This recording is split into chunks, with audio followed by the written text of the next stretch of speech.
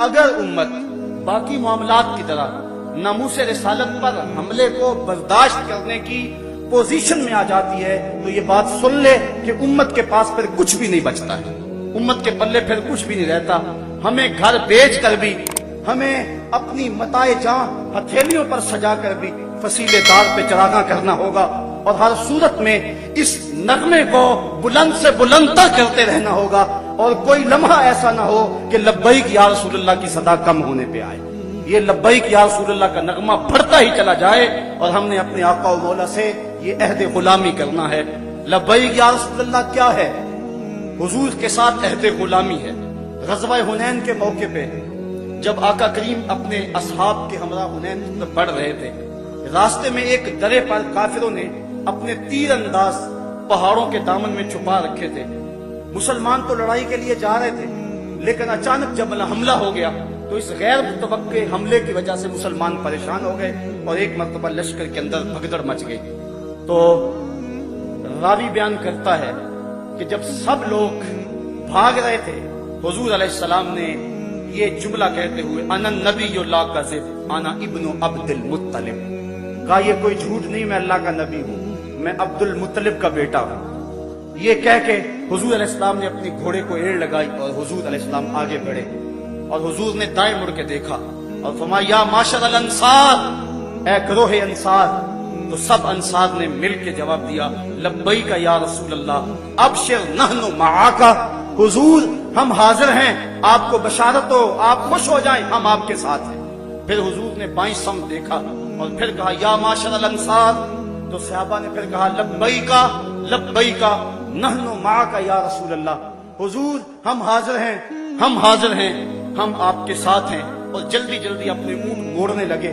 روایات میں پڑھا ہے کہ جب صحابہ اونٹ موڑتے تھے، اگر کسی کا اونٹ سرکشی کرتا اور واپس نہیں مڑ رہا تھا، اس نے اس کو بھی بوجھ سمجھا اور اونٹ سے چھلانگ لگائی اور دوڑتا ہوا حضور کے پاس آ گیا اور کہتا تھا لبیک لبیک نحن معک یا رسول اللہ صلی اللہ علیہ وسلم، حضور ہم حاضر ہیں، ہم حاضر ہیں، ہم آپ کے ساتھ ہیں۔ آقا کریم علیہ السلام کو صحابہ نے وہ جو جواب دیا، آج اس جواب کا تسلسل اور اس کی صدائے بازگشت پوری دنیا پہ گونج رہی ہے، اور کائنات کا ایک ایک بچہ، ایک ایک مسلمان یہ پکار رہا ہے۔ بلکہ یہ جب پہلی مرتبہ ایسا ہوا، یہ تو حرم کی دیواروں پر بھی، اور مکہ المکرمہ اور مدینہ شریف کے درمیان جو روڈ ہے، وہاں بڑے بڑے بورڈ اویزا کر دیے گئے اور وہاں لکھا گیا لبیک یا رسول اللہ۔ آج ہم نے عہد غلامی کرنا ہے اپنے آقا سے، اور ہم نے اپنی محبت کا اظہار کرنا ہے۔ بات جہاں تک حضور کی عظمت کی ہے، اللہ تعالیٰ نے قرآن میں فرمایا وَرَفَعْنَا لَكَ ذِكْرَكَ، محبوب تیرا ذکر ہم نے بلند کیا ہے۔ یہ ڈنمارک کے لوگ جو مرضی کرتے رہے، حضور کی عظمتوں کو ہٹا سکتے، چاند کی طرف منہ کر کے تھوکنے سے اس کی نوری کرنوں کو میلا تو نہیں کیا جا سکتا۔ وہ ہیرا کا چاند، وہ عرب کی روشنی، وہ آمنہ کا راج دلارا، جس کے سر پہ وَرَفَعْنَا لَكَ ذِكْرَكَ کا تاج میرے رب نے رکھا ہے، اس کی عظمتوں کو کون گھٹا سکتا ہے؟ یہ ہمارا امتحان ہے، یہ ہماری آزمائش ہے کہ ہم اس سلسلے کے اندر کیا کرتے ہیں، اور اس سلسلے کے اندر اپنا کردار کیا پیش کرتے ہیں۔ میرے آقا کریم نے جب بھی اپنے گستاخ کے لیے کسی شخص کو پکارا، ہمیں تاریخ بتاتی ہے کہ اس نے لبیک کہتے ہوئے عرض کی حضور میں ایک لمحے کی تاخیر کے بغیر حاضر ہوں۔ ہمیں تاریخ بتاتی ہے کہ ایک بدبخت خالد الحزلی مکے میں بیٹھ کر حضور کی توہین کرتا تھا۔ ایک دن حضور نے ابن انیس سے کہا ابن انیس میری بات سنو، تو انہوں نے جواباً کہا روحی لے روح کا فداؤن مرنی بما تشاء، حضور میری روح آپ کی روح پہ قربان ہو، آپ حکم تو کریں میں پورا کروں گا۔ تو آقا کریم نے فرمایا کہ میرا حکم یہ ہے کہ خالد حزلی کا مجھے سر لا کے دو۔ تو پھر انہوں نے یہ نہیں کہا کہ میں اکیلا ہوں، میں تنہا ہوں، وہیں سے اٹھے اور مکے کا سفر شروع کیا، اور 18 دن کے بعد واپس بھی آ گئے اور اس کا سر حضور کے قدموں میں ڈال دیا۔ تو جب آقا کریم علیہ السلام نے اس کو دیکھا تو آقا کریم نے اسے مبارک دی اور اپنا عصا عطا فرمایا، اور فرمایا کہ یہ تیرے اور میرے درمیان حشر کے دن نشانی ہوگی۔ اور پھر حضرت ابن انیس رضی اللہ تعالی عنہ جب فوت ہونے لگے، آپ نے اپنے اہل خانہ کو وصیت کی جب میں مروں تو یہ میرا عصا جو ہے جو حضور نے مجھے عطا کیا میرے کفن میں لپیٹ دینا۔ ताकि कल क़यामत के दिन मैं आसा लेकर हुजूर के सामने जाऊं। और आका ने कहा था कि ये मेरे और तेरे दरमियान हश्र के दिन निशानी होगी। मैं जब ये लफ्ज पढ़े तो मेरी रूह कांपने लगी, मेरा दिल फटने लगा और अजीब कैफियत मेरे ऊपर तारी हो गई। मैंने कहा इब्ने अनीस, तेरे पास तो निशानी मौजूद है, हुजूर ने आसा दिया और हश्र में तू निशानी पेश कर देगा। अगर हुजूर ने हमसे कोई निशानी मांगी तो क्या निशानी हमारे पास है? हुजूर ने कहा कि तुमने मेरे गुस्ताखों के लिए क्या किया, तो हम देखें, सोचें, गिरेबान में झांके कि हम किस तरह चैन से सो जाते हैं, किस तरह खाना खाते हैं, किस तरह पानी पीते हैं। हजरत इमाम मालिक ने तो कहा था कि दो ही बातें हैं इस धरती पे, या मोमिन जिंदा रहेगा या गुस्ताखे रसूल जिंदा रहेगा। कहा एक साथ दो जिंदा नहीं रह सकते हैं।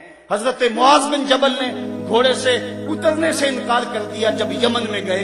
कहा मुझे पता चला तुम्हारी धरती में एक गुस्ताखे रसूल बसता है, जब तक वो गुस्ताख यहाँ मौजूद है मैं इस धरती पे कदम नहीं रख सकता, उतनी देर तक उतरूंगा नहीं जब तक उसका सर मेरे सामने नहीं होगा।